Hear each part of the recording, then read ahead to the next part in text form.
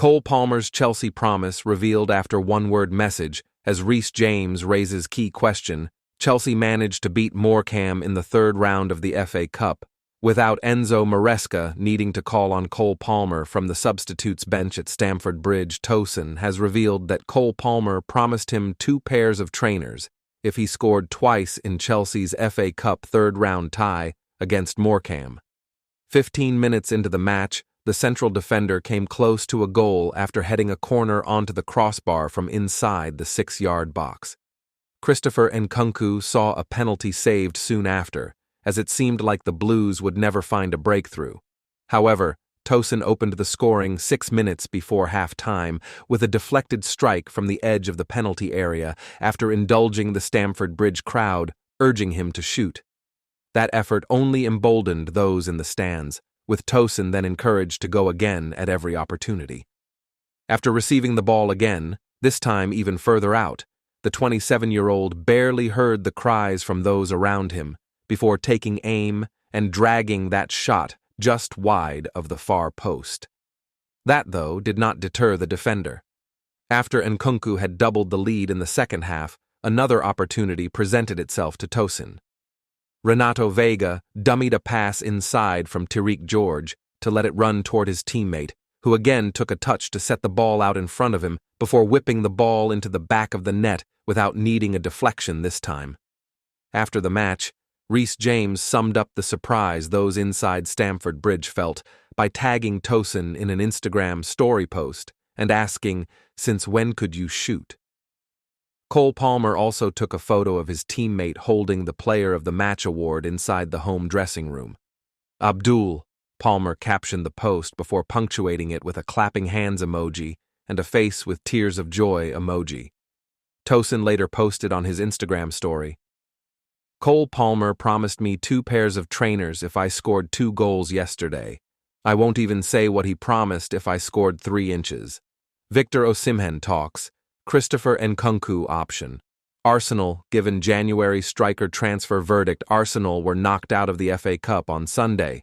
And with injuries to Gabriel Jesus and Bukayo Saka, they may need reinforcements in the January transfer window. Arsenal have seen another opportunity to end their near 5-year trophy drought fall away. Mikel Arteta's team found themselves in an excellent position during Sunday's FA Cup third-round clash at home to Manchester United. The Gunners played against 10 men for over an hour with the score at 1-1, but were unable to capitalize. In the end, Arsenal were left disappointed again after losing on penalties. It followed last Tuesday's 2-0 defeat at home to Newcastle in the Carabao Cup semi-final first leg, leaving Arteta's team with a mountain to climb if they are to reach the final.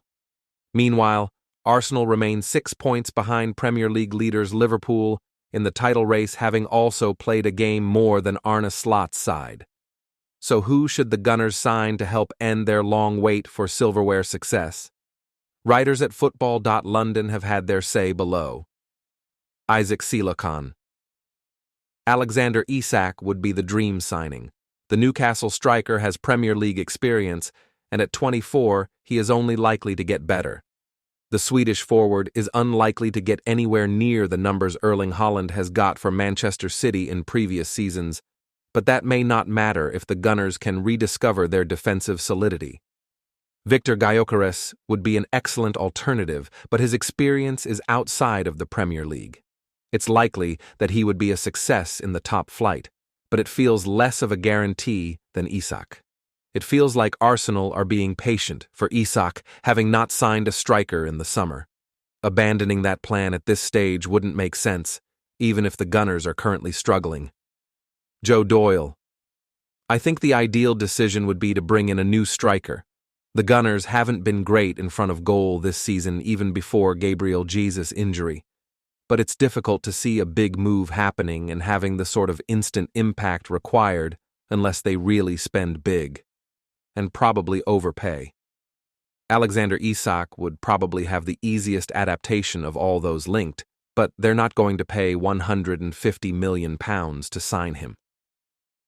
Victor Osimhen's situation is complicated by his loan move to Galatasaray. It wouldn't be impossible to get a deal done, but it would be difficult and take a lot of negotiation. It may even take the entire 2 weeks remaining to get that move done. NICO Williams looks to be the most popular target at Arsenal, but would be a problem given his high wages at Athletic Club. I don't realistically think the Gunners could sanction what looks a cut-price move for around £50 million and then ask him to take a wage cut on his current deal while entrusting him to be a key starter. Also, his goal return this season hasn't been great. Arsenal needs someone who will come in and start scoring immediately. Then it comes down to the next targets. Victor Gyökeres has been linked for some time, but would he rather wait until the summer and link up with Ruben Amorim again at Manchester United? He knows the system there, and it could work out better for him. And Arsenal would likely have to pay his release clause in January, a big upfront cost, or overpay to get favorable terms, closer to £90 million or £100 million. Then it's the likes of Benjamin Sesko, who looks really promising and scored a fantastic goal this weekend. He seems the most realistic candidate in January. It's just whether Arsenal are desperate enough to sanction a move for someone who probably wouldn't be their first-choice candidate in the summer. Josh Holland. Before Gabriel Jesus' injury scare emerged, I believed Arsenal needed to bring in a player of NICO Williams' profile. However, with Jesus out, they simply have to sign someone who can slot in at center forward. As comes with every January transfer window, signing a number 9 of the quality they need. As mentioned above, ISAK is the obvious, and he showed exactly what he can do at the Emirates Stadium last week. But Newcastle aren't going to sell. Gyökeres is another option, but there's a gentleman's agreement with Sporting CP for him to leave in the summer. OSIMHEN is probably the best striker available, and if they do sign the Nigerian, you would have to ask why they didn't do all they could in the summer. Players such as Lautaro Martinez, Lois Openda, Dusan Vlahovic, Ollie Watkins, and Sesko are all improvements to what Arsenal have but will be tough to sign this month. Potential loans must be considered. Could Christopher KUNKU for the rest of the season be the answer? I personally like Jonathan David, whose contract at Lille expires in June.